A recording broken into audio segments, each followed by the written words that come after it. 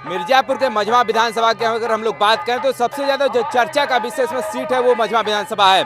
मिर्जापुर के मझवा विधानसभा में हम लोग ग्राउंड कवरेज तो कर ही रहे थे, लेकिन आज जो है अखिलेश यादव का आगमन है मिर्जापुर के मझवा विधानसभा के पैड़ापुर में। हमारे बगल में एक विद्यालय है जहाँ पर उनका कार्यक्रम है, आप आवाज़ भी सुन पा रहे होंगे, बिरहा का कार्यक्रम चल रहा है। लेकिन कुछ ऐसे हमारे साथ साथी जुड़े हुए हैं जो कि युवा हैं और युवा को जोश भरते हुए आपने देखा भी होगा और तमाम ऐसे ही लोग के रैलियों में देखते होंगे कि किस तरह से अखिलेश यादव के जयकारे के साथ ये लोग जब हेलीकॉप्टर आता है तो पहुंचते हैं वहां पर। मंच पे भी इनके सुने होंगे आप लोगों ने जयकारे। फिलहाल कुछ मुद्दे हैं, आखिरकार उम्मीदवार भी युवा हैं, मात्र 25 साल उम्र बताई जा रही है और MBBS की डिग्री लेकर के जनता के बीच आई जनसेवा करने के लिए, उनका कहना यही है। फिलहाल इन लोगों का क्या कहना है, इन लोगों से हम लोग बात करने का प्रयास करते हैं। क्या नाम क्या हुआ आपका? मेरा नाम सुजीत कुमार यादव, हम सेवापुरी विधानसभा वाराणसी के रहने वाला हूँ। अच्छा, चलिए आप लोग भी यहाँ पर प्रचार प्रसार में लगे हुए? जी जी, हम वाराणसी से सटा हुआ, हमारे सेवापुरी विधानसभा से सटा हुआ कम से कम 12 से 13 गांव ऐसे हैं जो हमारे विधानसभा से सटे हुए हैं, जिस पर हमारी अच्छी खासी पकड़ है हम लोग। चलिए, तो आप लोग भी उस 12-13 गाँव में आप लोग भ्रमण किए और क्या लग रहा है माहौल ज्योतिबिंद का, और क्या मुद्दे लेकर के आप लोग जनता के बीच जा रहे हैं जिससे वो लोग ज्योतिबिंद को ही वोट करें? हमारे राष्ट्रीय अध्यक्ष आदरणीय श्री अखिलेश यादव जी ने एक युवा आधी आबादी की नेतृत्वकर्ता और चिकित्सक MBBS की पढ़ाई कर चुकी डॉक्टर ज्योतिबिंद को प्रत्याशी बनाकर यहाँ जनता की सेवा के लिए भेजा है, जो एक चिकित्सक भी हैं और यहाँ के जनता की सेवा करेंगे और यहाँ के जनता के मुद्दों को सदन में उठाने का काम करेंगे। इस पर विश्वास हमारे राष्ट्रीय अध्यक्ष जी ने किया है और ये बखूबी करने का काम करेंगे, शिक्षित भी हैं। चलिए, इनका कहना है कि शिक्षित भी हैं और उस काम को करने का प्रयास करेंगे। आज अखिलेश जी का आगमन है और आप लोग यहाँ पर पहुँचे हुए हैं, कितना इफेक्ट पड़ेगा अखिलेश जी के आने के बाद? देखिए, अखिलेश जी के आने से एक तरह से पूरी तरह से माहौल तो पहले से टाइट है उनके आने से, लेकिन जो भी सत्ता चाह रही है, देखिए आप देख सकते हैं कि पिछले कई बार 2 बार से कार्यक्रम जो है सूबे के मुख्यमंत्री जी करना चाहे और किए भी, और हमारे राष्ट्रीय अध्यक्ष जी जो व्यस्तता के कार्यक्रम के कारण थोड़ा सा मुंबई के भी चुनाव है और उसके मद्देनजर रखते हुए अभी इस समय हम लोग का यहाँ जो प्रोटोकॉल बनी है बाय रोड बन रही है और उससे जो है हमारे राष्ट्रीय हेलीकॉप्टर से नहीं आएंगे क्या? थोड़ा सा हाई टेंशन के जो भी हो गए प्रशासन के कारण जो है उसे रोका गया है, ठीक है, और इशू कुछ कोई भी इशू बना रहे हैं लोग, लेकिन हमारे राष्ट्रीय अध्यक्ष जी बाय रोड आकर यहाँ सभा को संबोधित करने का काम करेंगे और डॉक्टर ज्योतिबिंद की यहाँ पर भारी मतों से विजयी बनाने का काम हम लोग करेंगे। चलिए, अभी मुख्यमंत्री जी का 2 यहाँ पर कार्यक्रम लग चुका है, एक 10 को लगा था और एक 15 को लगा था और आपके राष्ट्रीय अध्यक्ष जी का मात्र एक कार्यक्रम लग रहा है। क्या बात है कि मतलब मुख्यमंत्री जी 2 बार यहाँ पर पहुँचा है? देखिए, जो वर्तमान डबल इंजन की सरकार है, जो डबल इंजन की बात करते हैं, और आप स्वयं एक पत्रकार हैं, मैं आपका स्वागत करता हूं, आपके चैनल को धन्यवाद देता हूं कि आप मौका दे रहे हैं। और उत्तर प्रदेश की जो डबल इंजन है इस समय पूरी तरह से डरी हुई है और घबराई हुई है, क्योंकि 9 की 9 सीटें समाजवादी पार्टी जीतने जा रही है। हम लोगों के नेता, PDA के नेता, हम सब के नेता राष्ट्रीय अध्यक्ष माननीय अखिलेश यादव जी लगातार कार्यक्रम कर रहे हैं। आज भी 2 कार्यक्रम है, कटहरी में और आपके मिर्जापुर में। मिर्जापुर में आप देख रहे हैं वर्तमान में अभी कार्यक्रम चल रहा है। राष्ट्रीय अध्यक्ष जी के हेलीपैड से आने का कार्यक्रम था जिसको यहाँ के प्रशासन ने अनुमति नहीं दिया है, लेकिन हमारे राष्ट्रीय अध्यक्ष जनता के जो सबसे चहेते, उत्तर प्रदेश ही नहीं देश के सबसे चहेते नेता हैं राष्ट्रीय अध्यक्ष माननीय अखिलेश यादव जी, अभी आएंगे, कार्यक्रम भी होगा। और मैं आपको मिर्जापुर के बारे में बात करना चाह रहा हूँ। तो हमारे यहाँ प्रत्याशी हैं डॉक्टर ज्योतिबिंद जी, जो कि बहुत ही अच्छी हैं, उन्होंने MBBS करके आज जनता के बीच हैं और राष्ट्रीय अध्यक्ष जी ने बहुत ही अच्छा प्रत्याशी का चयन किया है और मझवा की जनता भी चाह रही है कि इस बार मझवा में साइकिल ही चलेगी, क्योंकि मझवा में लगातार जो मझवा की क्या बात करें, आपको देश की बात बता रहा हूँ, प्रदेश की बात बता रहा हूँ, लगातार जो न्याय हो रहा है 69,000 शिक्षक भर्ती, क्योंकि हम लोग युवा हैं तो युवा की बात होनी चाहिए। 69,000 शिक्षक भर्ती में इन्होंने 19,000 सीटों पे घोटाला किया है, जो कि मुख्यमंत्री स्वयं जानते हैं। 5800 सीटों पे दोबारा उन्होंने प्रयास किया, अभी तक नियुक्ति नहीं मिला है। 6800 सीटों, सॉरी 6800 सीटों पे अभी नियुक्ति नहीं दे पाए हैं। और उसके बाद तमाम ऐसे पेपर लीक हुए हैं और तमाम ऐसे, अभी देखिए हाल में इलाहाबाद में जो हमारे नौजवान साथी लगातार धरना कर रहे थे, जो नॉर्मलाइजेशन को लेकर के अभी मामला था, उसमें बैकफुट पे सरकार आ चुकी है। तो कहीं ना कहीं सरकार बैकफुट पे है और आने वाला समय जो है कि जनता जो देख रही है कि डबल इंजन केवल नाम का इंजन है, इसको हटाने का प्रयास किया जा रहा है। इन 9 की 9 सीटों पे जो माहौल है उसमें परिवर्तन जनता करेगी और हम लोग प्रयास कर रहे हैं, जनता के बीच है, जनता पूरी तरह से त्रस्त है कि सरकार। अभी मझवा विधानसभा की अगर हम लोग बात करें तो यहाँ पर डॉक्टर विनोद बिंद यहाँ से पहले विधायक थे, वो भदोही के सांसद बनने के बाद ये सीट खाली होती है। लेकिन अभी एक दिन 2 दिन पहले की घटना है जब उनके कार्यालय पर मुर्गे की पार्टी होती है, जिसमें लोगों का यह कहना था कि उनको पीस नहीं मिला, मतलब केवल रसे मिला और पीस नहीं मिला। उसको लेकर के तमाम इस तरह के आपने सुना होगा खबरों में। लेकिन हम ये बात करना चाह रहे हैं कि बहुत सारे लोग कह रहे हैं कि आचार संहिता का उल्लंघन है। लोग कह रहे हैं कि 1,000 लोगों की ये पार्टी थी। तो आपको भी लगता है कि आचार संहिता का उल्लंघन भारतीय जनता पार्टी के उस कार्यकर्ताओं के द्वारा किया जा रहा है? देखिए, जुल्मी सरकार है और पीडीए जननायक राष्ट्रीय अध्यक्ष जी ने कई बार कहा कि सरकार जो तानाशाही रवैये जो अपना रही है और इनके लिए कोई सिस्टम नहीं है, कोई मनाही नहीं है, इनके लिए कोई रूल्स नहीं है, ये अपने हिसाब से रूल बनाते चला रहे हैं। और मैं इन थोड़ी सी शब्दों में मैं कहना चाहता हूँ कि जहाँ तक रही बात डॉक्टर विनोद बिंद जी का, पढ़े लिखे हैं, एमबीबीएस डॉक्टर भी हैं आप, और आप एक ऑर्थोपेडिक सर्जन भी हैं और मैं आपका सम्मान करता हूँ। और जहाँ तक रही ये बोटी और इसकी बांटने की बात, तो मैं कहना चाहता हूँ कि ये सब चीज़ें नहीं होनी चाहिए। अगर आप संविधान की बात करने वाले लोग हैं, पीडीए के लोग हैं, तो मैं चाहता हूं कि आप सभी लोग पीडीए की बात करें और सभी लोग को एकजुट होना चाहिए। और 20 तारीख को एकजुट होकर साइकिल की बटन इतनी बार दबा देनी है कि सदन में 9 विधायक समाजवादी पार्टी के जाने चाहिए। यही हमारी पुकार हम सभी लोगों से कहना चाहते हैं और सभी को ये मैसेज भी देना चाहते हैं कि इसमें अपनी पर्सनल दुश्मनी किसी को नहीं रखना चाहिए। एक शिक्षित और युवा डॉक्टर हम लोगों के बीच में नेता के रूप में उभर रही है, उसको बढ़ावा देना चाहिए और वो हमारी बातों को सदन में रख सके।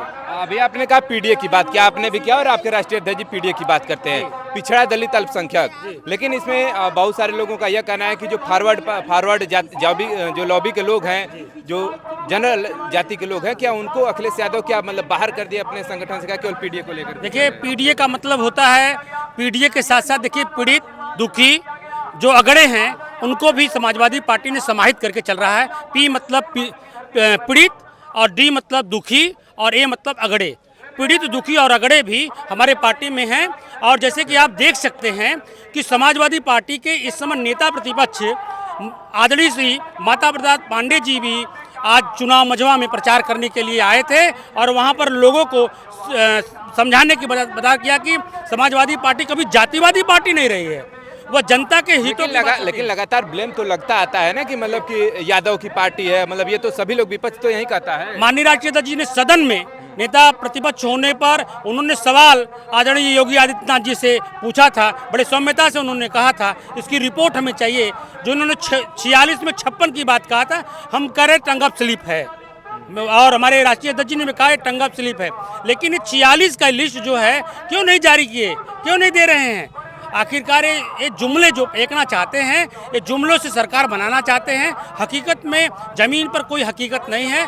इसलिए मैं बताना चाहता हूं कि समाजवादी पार्टी का 9 जो विधानसभा में जो उपचुनाव हो रहा है, वो इस बार समाजवादी पार्टी जीतकर सदन में 9 विधायक हमारे जाने वाले हैं। क्या बात है, आप भी कुछ कहना चाहेंगे? जी बताएं सर। मैं मझवा विधानसभा कराने वाले, मैं मझवा विधानसभा कराने वाला हूँ।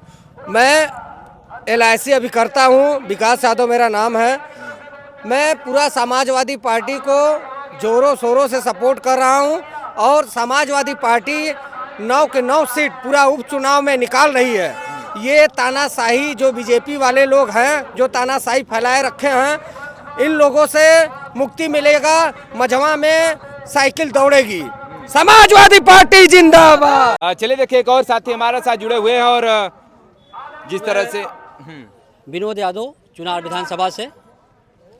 और आपके क्या मुद्दे लेकर के आप लोग भी प्रचार प्रसार कर रहे हैं? सभी साथी देख रहे हैं कि आप भी साथ में जुड़े मुद्दे तो इतने हैं कि आप लोग भी जान रहे हैं।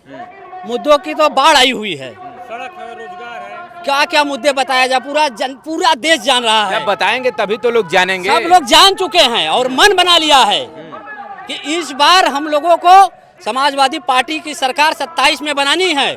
और अभी बाई इलेक्शन जो 9 सीटें हैं, 9 के 9 सीटें हम लोग जीतने जा रहे हैं। पीडीए के जननायक आज आ रहे हैं और पूरी जनता ने मन बना लिया है। कुछ कहेंगे? हाँ कहेंगे। ऐसा है, इस समय बेरोजगारी, आरक्षण ये बहुत बड़ी मुद्दा है।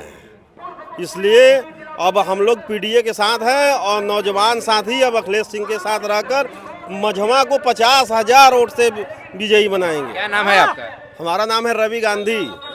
जी हैं, चलिए देखिए तमाम एक समाजवादी नारे जो हमारे श्रद्धेय नेताजी सदन में उठाया करते थे, डॉक्टर राम मनोहर लोहिया जी उठाया करते थे, शिक्षा पर जो बजट बने। हम एक वित्तहीन शिक्षक हूँ और उस नाते मैं शिक्षा की बात करना चाहता हूँ।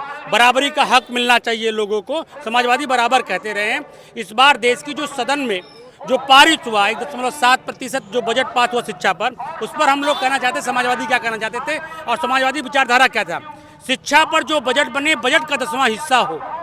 जो सरकार शिक्षा दे न सकी वो सरकार निकम्मी है, जो सरकार निकम्मी है वो सरकार बदलनी है। उसके साथ साथ बराबरी पर समाजवादी नारा लगाया करते थे। टाटा बिरला और अडानी, चपरासी का बेटा हो या हो संतान टाटा बिरला और अडानी के संतान, सबको शिक्षा एक समान शिक्षा होनी चाहिए। और खेतों पर जो काम करेगा, खेतों पर वो राज करेगा। ऐसे समता और समानता में विश्वास रखने वाले हमारे राष्ट्रीय अध्यक्ष जननायक पीडीए जननायक कुछ ही देर में हम लोगों के बीच में होंगे, जो संबोधित करेंगे हम लोगों को। आप मीडिया भाई हैं और आप जानते इस बात को हैं कि जो इस समय इस दौर में एक गरीब व्यक्ति, जो किसान व्यक्ति है, वो पढ़ाना चाहता है अपने बच्चों को, ताकि हम तो गरीबी से जूझ रहे हैं, लेकिन आने वाला कल जो है वो गरीबी से उठकर काम करे और गरीबी से उठकर काम करे, ताकि उनके भी बच्चे पढ़ लिख कर आगे बने और उनके मुस्तकबिल को चेंज करने की प्रयास कर रहे थे। लेकिन आज जो सरकार आताताई सरकार आई है, वह लोगों को पढ़ने, शिक्षा से मुक्त करना चाहती है कि शिक्षा ही नहीं, शिक्षित ना हो पाए।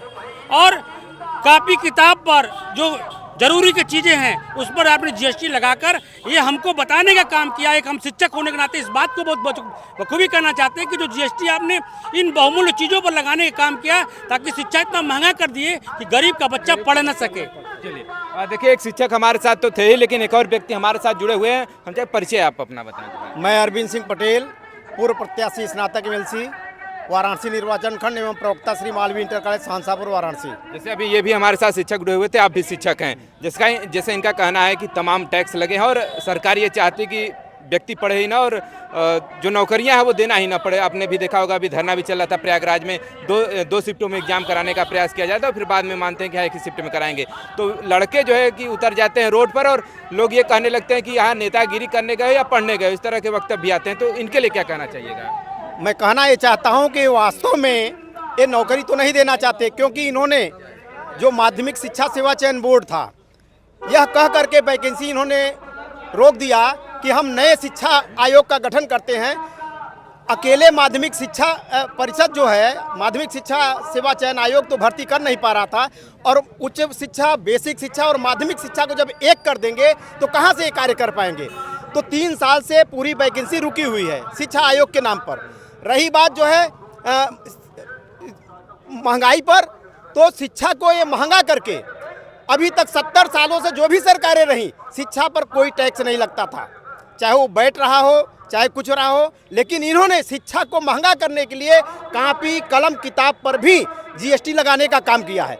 और यही नहीं साथियों, मैं आपको एक चीज़ और बताना चाहता हूँ, जिसको आप लोग मीडिया के लोग उठाते नहीं हैं। लैटरल एंट्री के माध्यम से हमारे बीच के हमारे बच्चे, हमारे भाई लखनऊ, दिल्ली, इलाहाबाद में तैयारी करते हैं सिविल सर्विसेज की, उनको काट करके ये लैटरल एंट्री बगैर मतलब किसी परीक्षा के अपने चहेतों को लैटरल एंट्री के माध्यम से 3 बार आईएएस की भर्ती कर चुके हैं।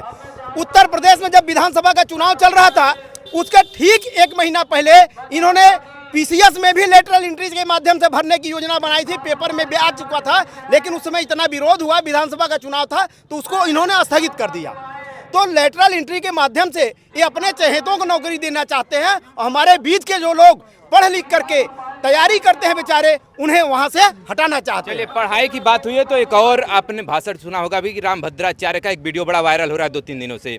उसमें वो कहते हैं कि जो विधानसभा अध्यक्ष हैं उनसे कहते हैं कि हमने जो आपसे कहा था समीक्षा अधिकारी के लिए, उसको वो मेरा काम कर देंगे। तो क्या कहना चाहिए, क्या मतलब बाबा इस तरह से मतलब बैक डोर से इनको एंट्री कराएंगे, तो क्या जो पढ़ने वाले बच्चे फिर आखिरकार वो कैसे जाएंगे इस तरह बाबा को? तो वही तो मैं कह रहा हूँ कि बैक डोर से एंट्री तो हर जगह हो रही है। अभी आप पिछले दिनों विश्वविद्यालय में, जितने भी विश्वविद्यालय में भर्ती हुई, चाहे गोरखपुर विश्वविद्यालय हो, चाहे बलिया विश्वविद्यालय हो, चाहे फैजाबाद विश्वविद्यालय हो। हमारे कहने का मतलब यह है कि जैसे रामभद्राचार्य ये लोग मोह, जैसे ये कहा जाता है ना कि मोह मोह से मतलब भंग आ करके ये लोग बाबा बन गए, जो भी चीजें हैं, तो आखिरकार इनको क्यों मोह आ जाता है कि मतलब बैकडोर से जब बाबा लोग कराने लगे एंट्री, तो और लोगों का क्या होगा फिर? आप कह रहे हैं बाबा मोह से भंग होता है।